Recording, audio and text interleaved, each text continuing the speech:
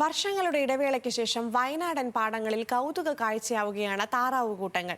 നെൽപ്പാടങ്ങളിലെ കീടങ്ങളെ നശിപ്പിക്കാനും മണ്ണിന്റെ വളക്കൂറ് വർദ്ധിപ്പിക്കാനും സഹായിക്കുന്ന താറാവുകൂട്ടങ്ങളെ നെൽകൃഷി കുറഞ്ഞതിനാൽ ഇവിടേക്ക് എത്തിക്കാറില്ലായിരുന്നു.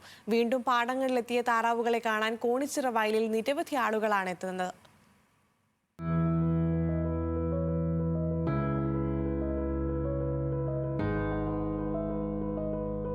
വർഷങ്ങൾക്ക് മുൻപ് വരെ കൊയ്ത്തു കഴിഞ്ഞ വയനാട്ടിലെ പാടങ്ങളിലെ പതിവ് കാഴ്ചയായിരുന്നു കൂട്ടത്തോടെ വയലിലേക്കെത്തുന്ന താറാവുകൾ. പാടത്തെ പുഴുക്കൾ, കീടങ്ങൾ, പൊള്ളരോഗം പരത്തുന്ന പ്രാണികൾ, ആഫ്രിക്കൻ പായലുകൾ എന്നിവയെ താറാവ് ഭക്ഷിക്കുന്നതിനാൽ കർഷകർക്കും സഹായകമാണ്. എന്നാൽ ജില്ലയിലെ നെൽകൃഷി കുറഞ്ഞതിനാൽ താറാവിനെ വിവിധ സ്ഥലങ്ങളിൽ നിന്ന് കൊണ്ടുവരുന്നത് വ്യവസായികൾ നിർത്തിവെച്ചിരുന്നു. നീണ്ട ഇടവേളയ്ക്ക് ശേഷമാണ് ഈ വർഷം താറാവ് കൂട്ടങ്ങളെ ഇവിടേക്ക് എത്തിച്ചത്.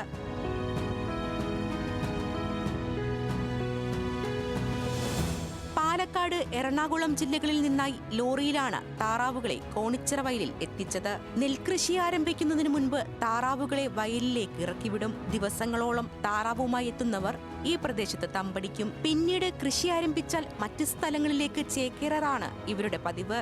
ഞാൻ 5-6 വർഷമായി പല സ്ഥലങ്ങളിൽ ഞങ്ങളിപ്പോൾ തീറ്റയില്ലെങ്കിൽ ഞങ്ങൾ പോകും, വരും.